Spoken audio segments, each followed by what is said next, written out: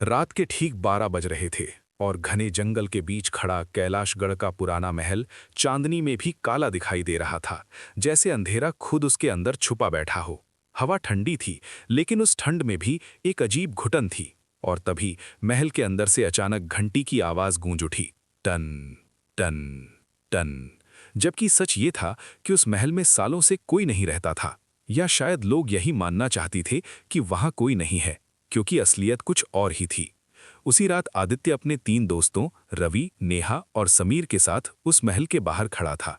उसके हाथ में कैमरा था और वो धीरे धीरे बोल रहा था कि आज वो भारत के सबसे डरावने और श्रापित महल के अंदर जाने वाला है, जहां एक रानी की आत्मा के होने की बात कही जाती है। नेहा बार बार मना कर रही थी कि उन्हें यहाँ नहीं आना चाहिए, लेकिन आदित्य हंसते हुए सब कुछ मजाक समझ रहा था।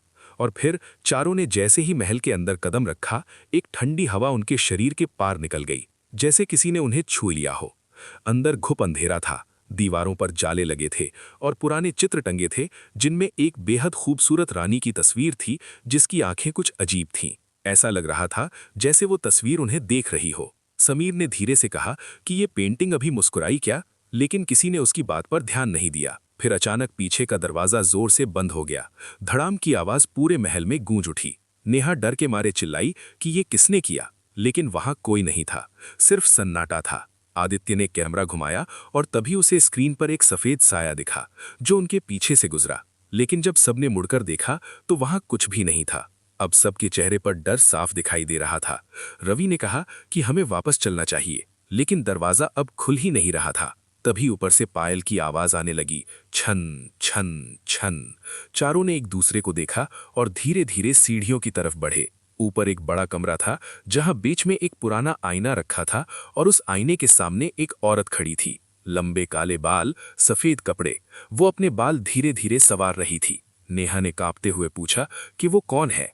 औरत धीरे धीरे मुड़ी और जैसे ही उसका चेहरा दिखा, सबके शरीर सुन्न हो गए। वो रानी मृणालिनी थी, लेकिन उसका चेहरा सड़ा हुआ था, आंखें पूरी काली थीं और उसके होठों से खून बह रहा था। वो मुस्कुराई और बोली कि तुम लोग बहुत देर से आए। तभी कमरे का दरवाजा अपने आप बंद हो गया और आईने में कुछ अजीब दिखने लगा। आईने में चारों की जगह 4 लाशें पड़ी थीं। समीर डर के मारे चिल्लाया, लेकिन रानी हंस पड़ी और बोली कि ये तुम्हारा भविष्य है। तभी नेहा अचानक जमीन पर गिर गई। उसकी सांस रुकने लगी और उसके मुंह से अजीब आवाज निकलने लगी, जैसे कोई उसकी आत्मा खींच रहा हो। आदित्य उसे बचाने की कोशिश करता रहा, लेकिन कुछ ही पल में नेहा शांत हो गई। उसकी आंखें काली हो चुकी थीं। रानी ने आंखें बंद की और मुस्कुराकर बोली कि एक आत्मा मिल गई, अब सिर्फ 3 बचे थे। तभी रवि भागने लगा, लेकिन अचानक जमीन से सड़े हुए हाथ निकलकर उसकी टांग पकड़ लेते हैं और उसे नीचे खींचने लगते हैं। वो चीखता रहता है, लेकिन धीरे धीरे जमीन के अंदर समा जाता है। अब सिर्फ आदित्य और समीर बचे थे।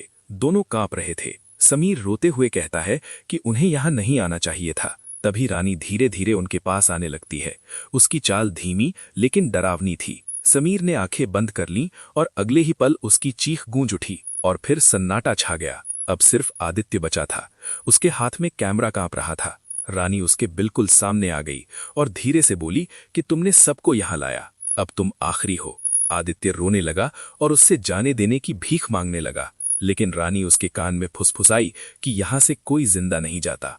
अचानक कैमरा उसके हाथ से गिर गया और सब अंधेरा हो गया। सिर्फ उसकी चीख सुनाई दी। अगली सुबह गांव वालों को महल के बाहर वो कैमरा मिला। जब उन्होंने वीडियो देखा तो आखिरी रिकॉर्डिंग में आदित्य का चेहरा दिखाई दे रहा था, लेकिन उसकी आंखें पूरी काली थीं और वो धीरे धीरे मुस्कुराकर बोल रहा था, अब अगला कौन आएगा।